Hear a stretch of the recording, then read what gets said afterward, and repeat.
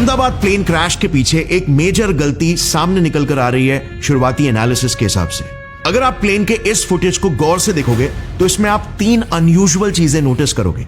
Number 1, इस plane के wings retracted है, यानी कि स्ट्रेट है। नंबर 2, इस प्लेन के व्हील्स यानी इसका लैंडिंग गियर अंदर ही नहीं गया है। और नंबर 3, इसका नोज अपवर्ड फेसिंग है, जैसे कि टेक ऑफ करने की कोशिश कर रहा है। अब ये बेसिकली एक बहुत ही वियर्ड और कॉन्ट्रास्टिंग कॉन्फ़िगरेशन है, क्योंकि बेसिकली इस कॉन्फ़िगरेशन के हिसाब से प्लेन टेक ऑफ और लैंड दोनों एक साथ करने की कोशिश कर रहा है। देखो नॉर्मली ना, और ये आपने भी देखा होगा अगर कभी आपको विंग्स के बाजू वाली सीट मिली हो, कि जैसे ही प्लेन टेक ऑफ करता है उसके विंग्स ऐसे बाहर निकले हुए होते हैं। ये है प्लेन के विंग का स्लैट और इसे कहते हैं फ्लैप। ये दोनों टेक ऑफ के वक्त यूजुअली 10 से 15 डिग्री का टिल्ट बनाकर एक एंगल ऑफ अटैक क्रिएट करते हैं, ताकि विंग्स एक कर्व्ड शेप बना सके और फ्लाइट को लिफ्ट मिले। प्लेन का टिप भी इसी दौरान ऊपर की ओर होता है और तुरंत व्हील्स भी अंदर चले जाते हैं। ये एक एरोडायनामिक स्ट्रक्चर क्रिएट करता है, जिसकी वजह से ही लिफ्ट क्रिएट होता है और प्लेन सक्सेसफुली टेक ऑफ कर पाती है। और फिर एक बार जब एरोप्लेन सही ऑल्टीट्यूड तक पहुंच जाए, सिर्फ इसी के ही बाद इसके विंग्स के ये पार्ट्स रिट्रैक्ट यानी कि अंदर खींच लिए जाते हैं। बट अनफॉर्चुनेटली जैसे हमने क्लिप में देखा, टेक ऑफ के वक्त यही विंग्स बाहर ही नहीं निकले, यानी कि कॉन्फ़िगरेशन बिल्कुल 0 डिग्री पर था और इवन प्लेन के व्हील्स यानी कि लैंडिंग गियर अंदर नहीं गए। अब मेन वीडियो भी काफी ब्लर है, फोटोज भी क्लियर नहीं है, सो ये भी बिल्कुल पॉसिबल हो सकता है कि मे बी विंग्स ज्यादा नहीं, मे बी 5 डिग्री का टिल्ट बना रहे हो, जो सेटिंग भी काफी सारे पायलट्स चुनते हैं। बट अभी के लिए क्योंकि कई सारे एक्सपर्ट्स फ्लैप्स को ऑलमोस्ट फ्लैट बता रहे हैं, and every pilot I've spoken to says this looks like a clean configuration, which means the flaps that you see in that first picture are actually retracted here. हम इस case को पहले consider करते हैं हमारे एनालिसिस में। अब ऐसे केसेस में ना, भले ही अगर दोनों भी इंजन्स पूरी तरीके से काम भी क्यों नहीं कर रहे हो, जो कि एक अच्छा चांस है कर रहे हो सकते हैं और मैं आगे बताऊंगा क्यों, बट फिर भी लिफ्ट ग्रेटली रिड्यूस हो जाता है, क्योंकि सिंपल फिजिक्स, ड्रैग फोर्स यानी कि रेजिस्टेंस फोर्स बढ़ जाएगा इस लेस एरोडायनामिक कॉन्फ़िगरेशन की वजह से। प्लस अगर तापमान भी बहुत ही गर्म हो, जो कि उस दिन था 40 डिग्रीज था, तो इसमें लिफ्ट करना और भी ज्यादा मुश्किल हो जाता है, क्योंकि हॉट एयर की डेंसिटी कम रहती है जो इफेक्टिवली लिफ्ट को प्रोवाइड नहीं कर पाती। और इनफैक्ट ऐसे केसेस में तो विंग्स को भी 20 से 25 डिग्रीज तक टिल्ट करना आइडियल रह सकता है। अब नो डाउट बोइंग 787 जैसे बड़े प्लेन्स के इंजन्स एक्सट्रीमली पावरफुल है, जो इवन अगर विंग्स ना भी खुले और लैंडिंग गियर्स बाहर भी निकले हो, तो भी हैवी ड्रैग को इन थियरी कॉम्बैट कर सकते हैं। वो फ्लैट विंग्स के साथ भी टेक ऑफ कर सकते हैं, बट इसके लिए आपकी स्पीड को एक्स्ट्रा फास्ट होना पड़ेगा, जो क्रिएट करता है एक लंबा सा रनवे। अब इस क्रेडिबल सोर्स के हिसाब से इस प्लेन ने एक फेयरली लंबे रनवे से ही टेक ऑफ किया था, अपना पूरा 3.5 किलोमीटर का रनवे कंप्लीट करके। मगर इसके बाद भी कोई 100% गारंटी नहीं है कि फ्लाइट सक्सेसफुली टेक ऑफ कर पाए, क्योंकि अगर किसी भी और फैक्टर की वजह से लिफ्ट थोड़ा सा भी कॉम्प्रोमाइज हो जाता है या ड्रैग बढ़ जाता है, तो प्लेन का क्रैश हो जाना लाइकली था। और इसीलिए अब हमें दूसरे फैक्टर्स को भी कंसिडर करना पड़ेगा, जैसे एयरक्राफ्ट का वेट, इंजन का टोटल परफॉर्मेंस, कि कहीं इंजन आधा या पूरा कॉम्प्रोमाइज तो नहीं हो गया था। अगर 2 में से सिर्फ एक इंजन भी फेल हो जाता है इस टेक ऑफ के दौरान, जो कि पॉसिबल है, तो भी लिफ्ट और कम हो जाने की वजह से क्रैश होना लाइकली था। बर्ड हिट की वजह से भी इंजन कॉम्प्रोमाइज हो सकता है। सो अब आता है यहां पर सबसे मेन सवाल कि आखिर रूट कॉज क्या था? आखिर ये प्लेन ऐसे अननेचुरल से टेक ऑफ सेटअप में क्यों थी? क्या टेक्निकल इश्यूज इसके पीछे का कारण था, जैसे सिस्टम अनरिस्पॉन्सिव या जाम हो गया हो, या फिर पायलट की तरफ से कोई मिस्टेक? क्योंकि डेटा के हिसाब से पायलट एरर्स 65% एक्सीडेंट्स के कॉज रहे हैं। थोड़ा रिसर्च करने पर मैंने देखा कि पास्ट में भी 2 बड़े बड़े प्लेन क्रैशेस बिल्कुल सिमिलर ही तरीके से हो चुके हैं। सो उन क्रैशेस में आखिर क्या प्रॉब्लम निकल कर आई थी इन्वेस्टिगेशन के बाद, शायद वो केसेस हमें थोड़ी और इंफॉर्मेशन दे सके। 20 अगस्त 2008 मैड्रिड स्पेन के रनवे 36L से एक मैकडॉनल्ड डगलस की MD-82 एयरक्राफ्ट 172 लोगों के साथ उड़ान भरती है और टेक ऑफ के बस 10 से 15 सेकंड्स के अंदर ही बस 300 मीटर उड़े वो नीचे क्रैश कर जाती है और इस हादसे में 154 लोगों की अनफॉर्चुनेटली ऑन द स्पॉट मौत हो जाती है। सो यहां पर एग्जैक्टली क्या गलती हुई थी? अहमदाबाद वाले प्लेन की ही तरह यहां पर भी विंग्स के स्लैट्स और फ्लैप्स नहीं खुले थे और विंग का पोजीशन एकदम फ्लैट था। नंबर 2, पायलट की एक बड़ी गलती सामने निकल कर आई। पायलट ने मे बी डिस्ट्रैक्शन की वजह से कंपलसरी चेकलिस्ट के एक इंपॉर्टेंट स्टेप को फॉलो नहीं किया था। स्लैट्स और फ्लैप्स को वही 10 से 15 डिग्री के एंगल पर सेट करना।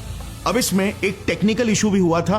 बेसिकली प्लेन के मेंटेनेंस के समय एक पार्ट रिले R25 सिस्टम को डिसेबल कर दिया गया था ओवरहीटिंग के एक इशू को फिक्स करने के लिए, मगर किसी को भी यह नहीं पता था और मैकेनिक्स के प्रोसेस में भी ये नहीं लिखा गया था, ना ही उन्हें सिखाया गया था कि ये रिले R25 सिस्टम एक सिक्योरिटी अलार्म के साथ भी कनेक्टेड था जो बजना चाहिए था अगर कभी पायलट्स ने बाय मिस्टेक चेकलिस्ट के किसी स्टेप को स्किप कर दिया हो। मगर अनफॉर्चुनेटली इकलौते एरर करेक्शन मैकेनिज्म के डीएक्टिवेट होने की वजह से अलार्म भी नहीं बजा और चेकलिस्ट भी फॉलो नहीं हुआ था और प्लेन ऐसे ही फ्लैट विंग्स के साथ टेक ऑफ कर ली।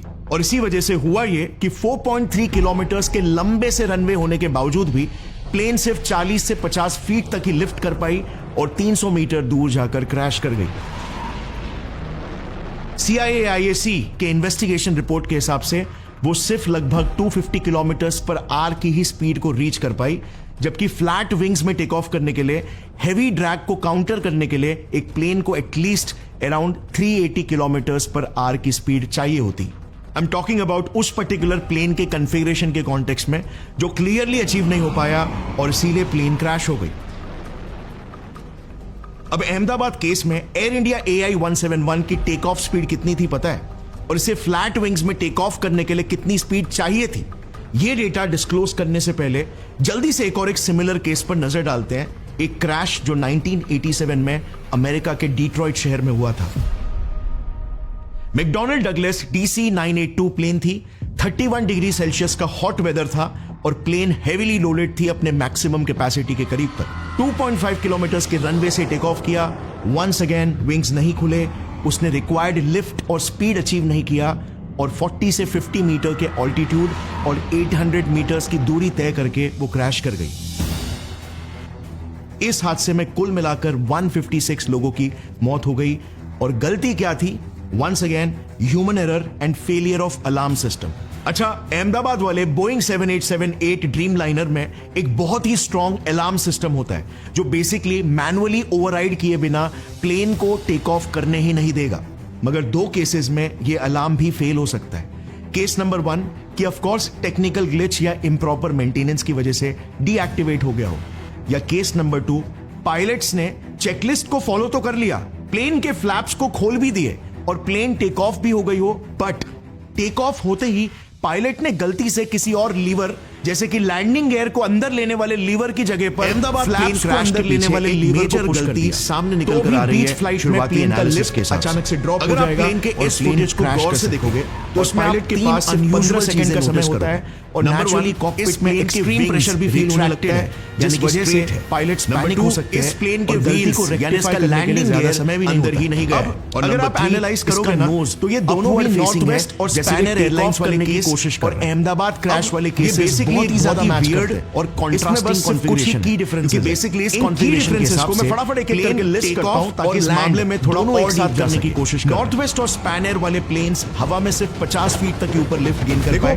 नॉर्मली ना और आपने भी देखा होगा अगर कभी आपको विंग्स तक के बाजू वाली सीट मिली हो कि जैसे ही प्लेन टेक ऑफ करता है AI-171 पूरे से बाहर निकले फीट तक लिफ्ट हुआ। ये है प्लेन 30 सेकंड्स तक का स्लैग रहा और इसे कहते हैं 2.5 किलोमीटर तय करके क्रैश करते हैं। यूजुअली 10 से 15 डिग्री का टिल्ट बनाकर इनके ट्रैजेक्टरीज का ग्राफ देख सकते हैं। देखना AI-171 का ज्यादा स्ट्रांग टेक और फ्लाइट को लिफ्ट। इस डिफरेंस के पीछे क्या एक्सप्लेनेशन इस दौरान ऊपर की ओर होता है। एनालिसिस के हिसाब से अंदर चले जाते हैं possible explanation. Aerodynamic structure create करता है जिसकी वजह से existing information past plane successfully take off कर पाए। अंडरस्टैंडिंग के बेसिस जब एरोप्लेन सही और अभी भी क्रैश के बाद सिर्फ एक ही दिन गुजरा है ही बाद सारे डिटेल्स निकलना बाकी है इन्वेस्टिगेशन के बाद। यानी कि अंदर सबसे पहले तो देखो AI-171 अनफॉर्चुनेटली जैसा 7878 ड्रीमलाइनर टेक ऑफ के वक्त जिसका इंजन इन दोनों एयरक्राफ्ट से एटलीस्ट 3 गुना ज्यादा पावरफुल 0 डिग्री पर प्लस इसका विंग स्पैन भी ज्यादा बड़ा है कि लैंडिंग गियर कम डिस्टेंस के रनवे में भी पोटेंशियली ज्यादा लिफ्ट गेन कर सकता है।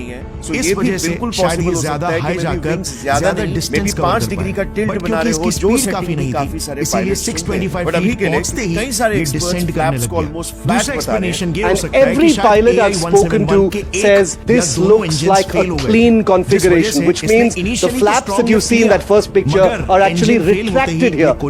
इस केस को पहले कंसीडर करते हैं हमारे एनालिसिस में। अब ऐसे केसेस में 5 लाख भले ही अगर दोनों भी इंजन एक साथ तरीके से काम भी क्यों नहीं कर रहे हो, 100 जो कि एक अच्छा चांस है, यहाँ पर क्योंकि विंग्स खुले ही नहीं थे, आगे बताऊंगा अगर एक भी इंजन खराब हो जाता ग्रेटली रिड्यूस हो जाता क्रैश होना, like simple physics, drag force यानी कि रेजिस्टेंस फोर्स बढ़ जाएगा इस लेस एरोडायनामिक कॉन्फ़िगरेशन की वजह से। प्लस अगर तापमान भी बहुत ही गर्म हो, जो कि उस दिन था 40 डिग्री था, तो इसमें लिफ्ट करना और भी ज्यादा मुश्किल हो जाता है क्योंकि हॉट एयर की डेंसिटी कम रहती है जो इफेक्टिवली लिफ्ट को प्रोवाइड नहीं कर पाती। और इनफैक्ट ऐसे केसेस में तो विंग्स को भी 20 से 25 डिग्री तक टिल्ट करना आइडियल रह सकता है।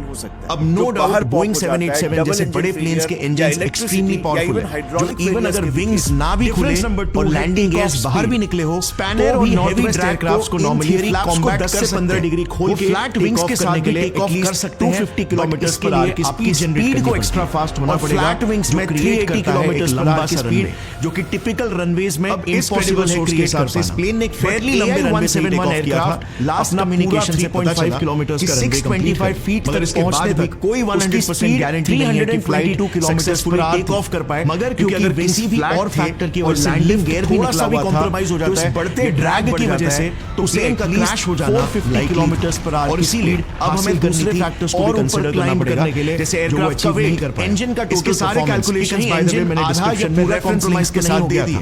अगर दो में से सिर्फ एक इंजन भी फेल हो जाता है, पहले के दोनों स्पैनर और नॉर्थवेस्ट एयरलाइन क्रैशेस में और नीचे गिर जाने की वजह से क्रैश होना लाइकली था।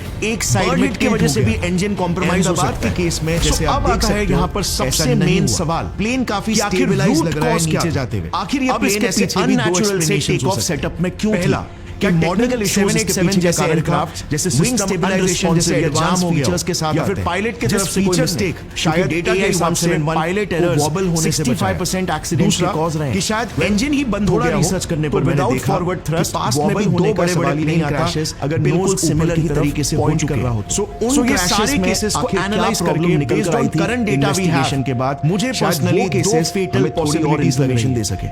या तो 20 अगस्त 2008 और मैड्रिड स्पेन की वजह से फ्लैप्स नहीं खुले।